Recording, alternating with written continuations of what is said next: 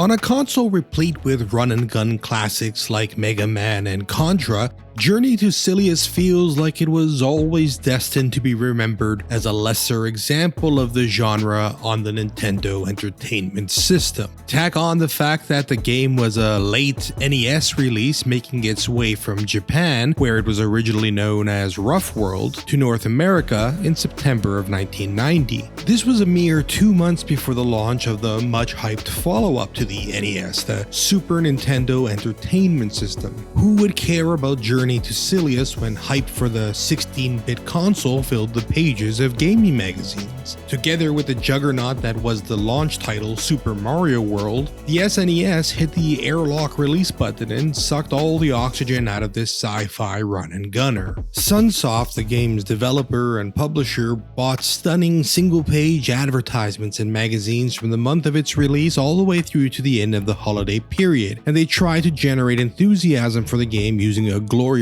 1970s sci-fi aesthetic. The advertisement dared players to make the journey to Silius to fight intergalactic terrorists, but seemingly few took up the call. I wonder if there weren't at least a few kids out there who couldn't even pronounce the game's title when asking their parents to buy it for them. No, Grandma, it's Journey to Silius. Silius.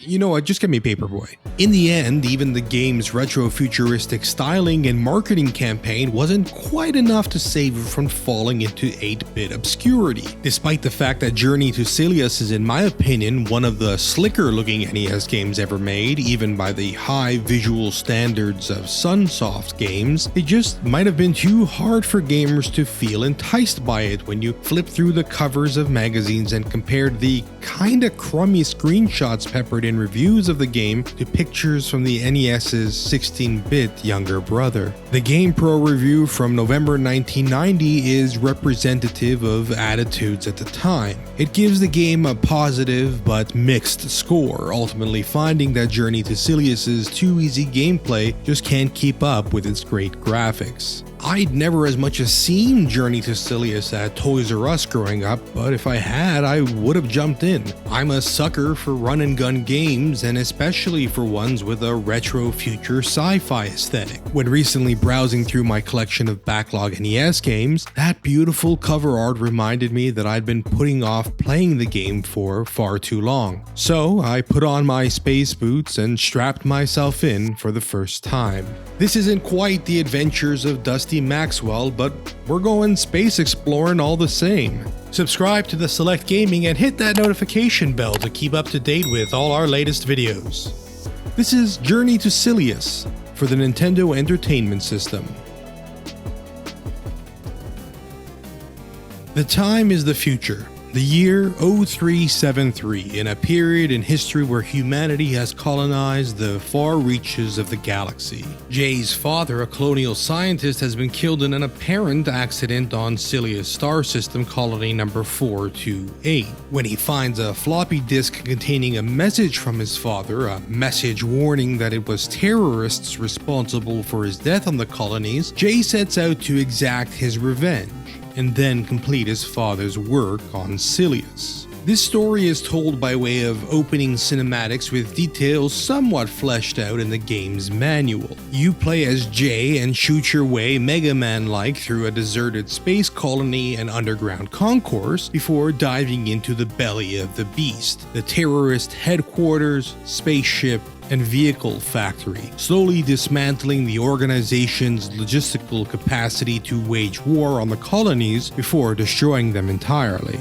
Each of these 5 levels culminate in a battle with a final boss, ranging from tanks to weapon systems to a helicopter. Each level also ends with a sub-boss who will yield a new weapon, an additional 5 to complement Jay's default Mega Buster-like weapon. Along the way, you'll dodge traps and do battle with all the machines that the terrorist org has set to eliminate you.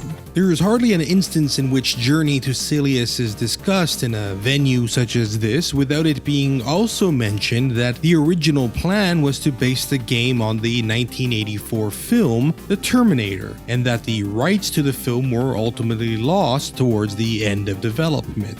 There currently even exists modern ROM hacks of the game that tweak Silius' sprites and opening cinematic to imagine just what a Terminator version of the game would have looked like.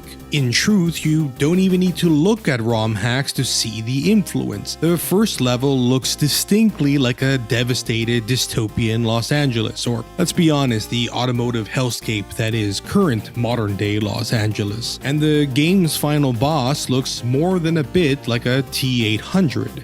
What's discussed far less frequently are the other potential consequences that the loss of this license had on the game's design. Sunsoft's 1989 Batman game for the NES was chock full of occasionally beautiful and often detailed story scenes. And we even have a leaked Sunsoft video that showed off several complete cutscenes from when the game was still being crafted based on the Terminator license. Journey to Silius also opens with an epic story cinematic, but that's it. There's only one, and that's disappointing. It seems that after the license was lost, the developers simply weren't given the time to go back and add cutscenes or add other new design and gameplay ideas that would have fleshed out the Silius universe itself. Another example is with the game's music. Track after track of killer synth music sets an intense battle rhythm for your journey. We've uploaded a long play of Journey to Silius for the select extras if you'd like to bob your head along with us, but unfortunately there's little variety to the music itself. Only a single moody track, gloriously used for the opening cinematic, varies from the game's up-tempo beat. It's hard to blame the developers for these issues given what we know about the game's troubled development. It's just a real shame because everything that is in the game, with a few exceptions, really sparkles. And we know based on the legacy of Batman alone that Sunsoft was capable of some amazing feats on the NES. In terms of gameplay, there is a decent variety to the types of obstacles and enemies that are strewn about each level, though most enemies are variations on similar themes. Enemies that charge straight at you, flying enemies that shoot a shotgun blast of projectiles, and proximity turrets that pop up from the ground.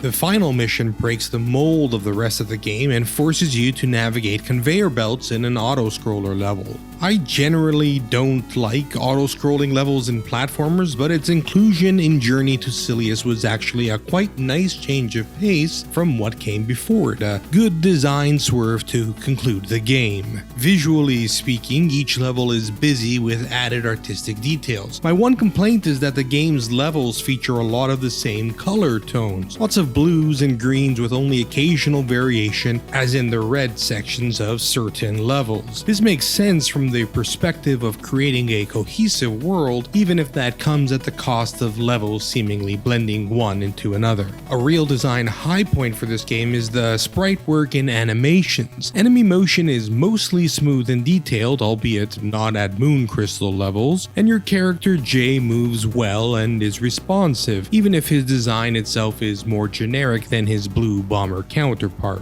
Comparisons to the Mega Man franchise abound, and not only because Jay's egg-shaped projectiles look more than a little inspired by those in the classic franchise. Your character handles straight out of the first title in Capcom's beloved series. Jay can only fire in a single direction, and though he can fall prone and shoot from his belly, he doesn't have any of the movement upgrades of later Mega Man games. The result is a game that feels tight and methodical, though perhaps lacking some of the gameplay depth and speed that additional movements like a slide or a dash might have otherwise added. The weapons that Jay collects at the end of each stage, 5 in total, a machine gun, shotgun, laser pistol, lock-on rocket launcher, and grenade launcher, all of which share the same special ammo reserve, are realistically grounded, perhaps more so than you might expect or hope for from a sci-fi run-and-gun game. And perhaps this is yet another place where the gritty realism of the Terminator shows its influence. There's nothing terribly inventive here, and the new guns you collect are of marginal utility. I barely used any of the special weapons except at one or two critical junctures, like when spamming on the grenade launcher for instance, when battling the terrorist spaceship, which meant that I could skip unnecessary boss cycles. In the end, this is an extremely approachable game that doesn't require complex weapon strategies or gameplay tactics to beat it. Bosses have highly recognizable patterns and can be readily dispatched without too much frustration, but you'll still feel satisfied doing so. Mostly, your basic blaster will be more than sufficient 99% of the time, and it's a good thing therefore that it feels great to use. True, you're limited to 3 bullets on the screen at a given time, but that just means you need to build a basic strategy around how close you can get to an enemy in order to inflict maximum damage without getting hit. It's a simple but satisfying rehearsal of a staple genre tactic. Journey to Silius' gameplay has been knocked by some, including by the writer of the GamePro review from 1990 that I mentioned earlier, as being a game that won't challenge experts for long. I don't necessarily think of Journey to Silius as an easy game by any means. Some sections will require patience and a little bit of trial and error. Instead, it's a game that works very hard to stay within the familiar conventions of the genre. If in 1990 you had played Mega Man 1 and Mega Man 2, then you were more than well equipped to color within the lines drawn by Sunsoft. And frankly, that's even more obviously the case now, several decades since the game's first release. A traditional review often acts a little bit like a buyer's guide for their readers, and the reviewer can often only judge what's put in front of them. More than 30 years after a game's release, even if opinions on the game itself don't vary drastically from those formed contemporaneously, a review like this can often offer something a little more than the buy or don't buy release window binary, more of a retrospective that considers the game in a fuller, more complete context. In all honesty, and even with the benefit of hindsight, I think the GamePro review more or less nailed what the experience of playing Journey to Silius will still be like for most seasoned gamers. A good-looking game that you can probably dust off with a 3-day rental. But in a retrospective review, what we learn from a game like Journey to Silius is that game development is a complicated beast, with design choices impacted just as much by commercial contract negotiations as it is by a game developer's house aesthetic and design choices, or a director's particular vision for a game. This review might not differ terribly in opinion from those expressed at the game's release, but with the telescopic vision granted by the passage of time, we may just have a slightly fuller picture of why Journey to Silius looks and plays like it does. Thanks for watching this episode of The Select Gaming. If you like our approach to games coverage at The Select, and that we appreciate looking at games from every angle, we would appreciate your support by liking this video and subscribing to our channel. We'd love to hear what you thought about Journey to Silius in the comments. We create videos for The Select Gaming that are guided by our personal interests, and your support makes that possible.